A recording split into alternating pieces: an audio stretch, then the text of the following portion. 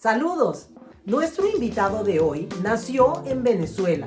Con tan solo 17 años, se mudó con sus padres para Europa, para ser exacto, a una ciudad portuaria industrial en el norte de España. Es la capital de facto del País Vasco, Bilbao.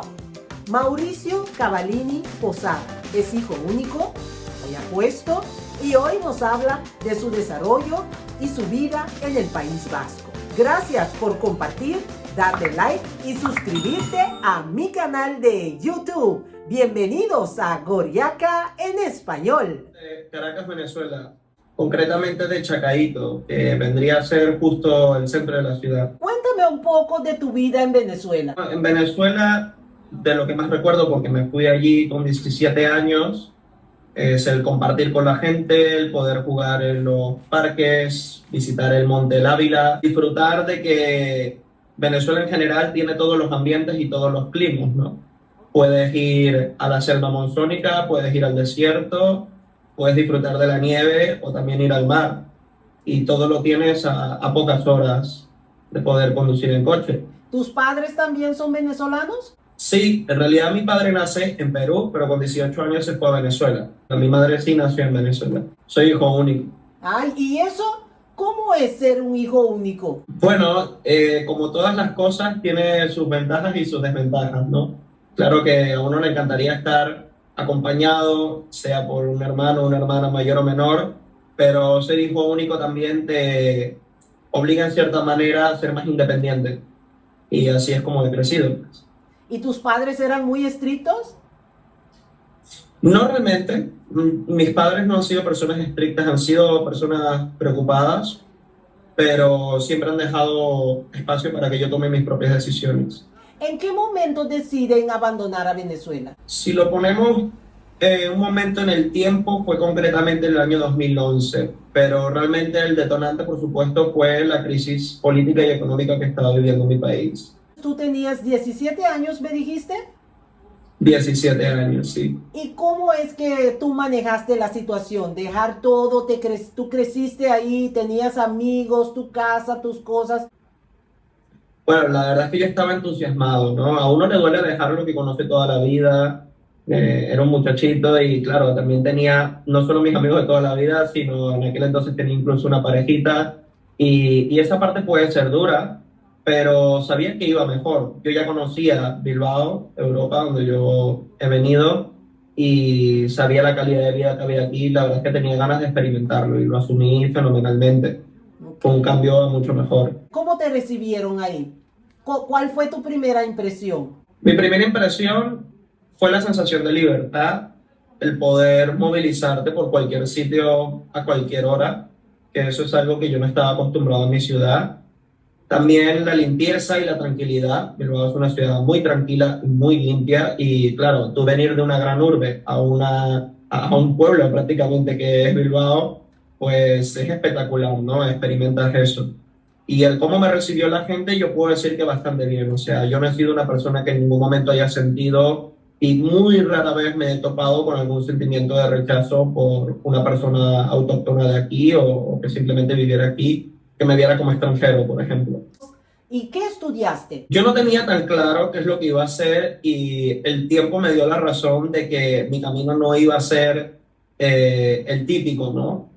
Yo empecé a estudiar Administración y Finanzas en un grado superior, que por el Tratado de Bolonia, que es como decir el índice de nivel de estudios europeo, vendría a ser un poco antes de la universidad, ¿no? Cuando tú haces un grado superior, son 2 años, te permiten entrar a una carrera universitaria.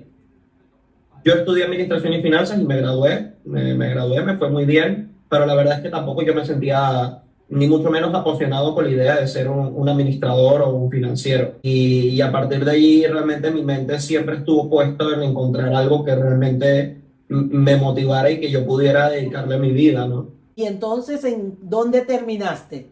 Fueron varios caminos, experimenté distintos trabajos. Yo creo que una de las grandes debilidades del sistema educativo a nivel español es que cuando tú te gradúas de un grado superior, hay una legislación que permite que te contraten durante 2 años pagándote menos del sueldo mínimo.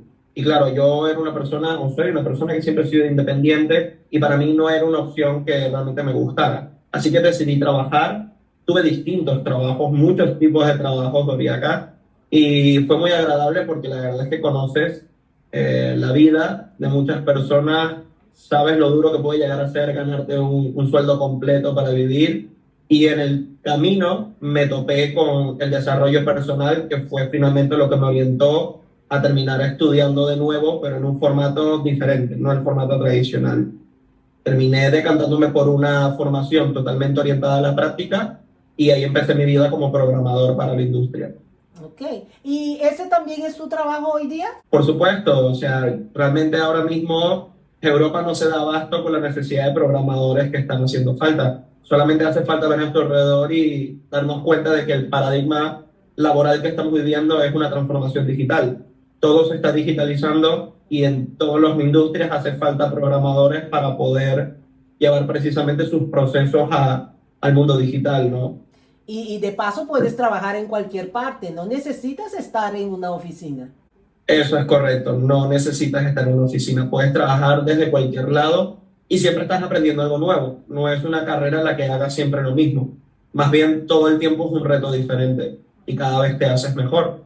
Trabajo para una empresa que se llama Instituto de Innovación, Ciencia y Empresa. Se especializa en distintos ámbitos relacionados con la transformación digital y el cumplimiento normativo o el cumplimiento legal en distintos tipos de industrias, que es básicamente la relación que hay entre las necesidades que te pide la ley que tienes que cumplir para ejercer tu trabajo y en las otras cosas que sabes que no debes de hacer para no incumplir la ley. Tú eres también un coach. Cuéntame un poco de esa etapa. Realmente ese fue mi punto de inflexión. Yo conocí el proyecto de la academia, que es una formación gratuita para jóvenes de 18 a 23 años. Yo la conocí con 23 años y fueron tan solo 100 horas de formación donde descubrí de que existía el desarrollo personal, ¿no? Que a través de la autogestión, del autoconocimiento y del conocimiento de ciertos principios, pues podías luego tomar decisiones con más conciencia. Me gustó tanto que decidí hacer un máster de coaching personal y ejecutivo y eso fue un descubrimiento realmente para mí porque lo que hizo fue quitarme todas las excusas.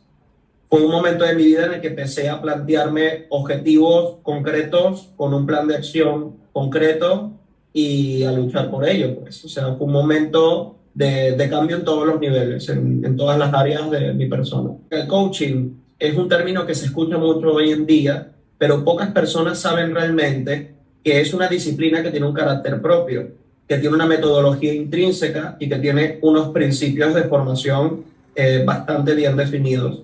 Son conversaciones donde el ser humano, a través de ciertas preguntas, es capaz de explorar nuevas perspectivas a situaciones que ya ha vivido. Y esas nuevas perspectivas lo que hacen es que tú cambies una forma de operar, por lo cual vas a conseguir resultados diferentes.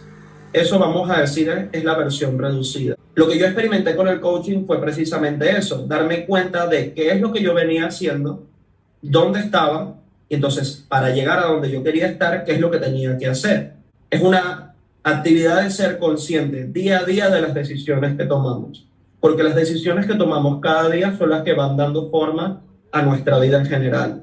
¿Y a quién entrenas? ¿Quiénes son tus clientes o tus alumnos? Estuve 4 años colaborando después con la academia. Casi siempre estuvo orientado a jóvenes, ¿vale? Para que pudieran vivir con una mayor conciencia, con un mayor poder de decisión, como me sucedió a mí. Pero luego me di cuenta de que podía aplicarlo a todos los ámbitos de mi vida, así que lo hice con mi trabajo. En la industria empecé a hacer procesos de evaluación de resultados, darnos cuenta de cómo estábamos haciendo las cosas que estábamos haciendo, cómo podíamos ser mejores cada vez. Así que fue un proceso de mejora continua en mi trabajo. A nivel familiar y a nivel personal también elevé el nivel de mis relaciones. Empecé a escuchar más a las personas que estaban a mi alrededor, a interesarme de una forma más auténtica por ellas, a poder tener una conexión más profunda con las personas que me rodeaban. Y eso, por supuesto, terminó creando pues bases más sólidas para el entorno que tengo hoy en día, que es lo que realmente yo quería, ¿no? Lo que voy creando y el futuro que quiero crear. Mauricio, ¿cuáles son tus hobbies? ¿Con qué te entretienes? Principalmente haciendo deporte. A mí me gusta concretamente el levantamiento de pesas y hago powerlifting, que es una disciplina en la que levantas mucho peso en un solo movimiento. Y entreno casi todos los días. ¿Y qué tal la vida en Bilbao? ¿Hablas un poco vasco? A ver, el euskera, que es el lenguaje nativo que se usa aquí en Euskadi, es bastante difícil. Incluso las personas que son de aquí tardan un montón de años en aprenderlo. Así que la verdad es que conozco apenas algunas palabras. La vida aquí en Bilbao es bastante tranquila. A mí me gusta muchísimo la gente de Bilbao. Bilbao es acogedor. Bilbao tiene ese sentimiento de hogar, ese sentimiento hogareño, ¿no? Porque tienes la parte del casco viejo y confronta un poco con la dimensión moderna de la ciudad y está todo como muy cerca, ¿no? La verdad es que es un sitio muy agradable para vivir. ¿Qué tú le podrías decir a cualquier joven que te está viendo y se encuentre en una situación que sus padres, por motivos cualquiera que sean, tengan que salir de su país para ir a un otro sitio? Yo le diría a esa joven o a ese joven que en sus manos está poder ir a cualquier país de este mundo si aprende una profesión que le permita pues ser rentable en el mercado de ese país, porque es realmente lo que está pasando, ¿no? Y es lo que he descubierto también con la programación.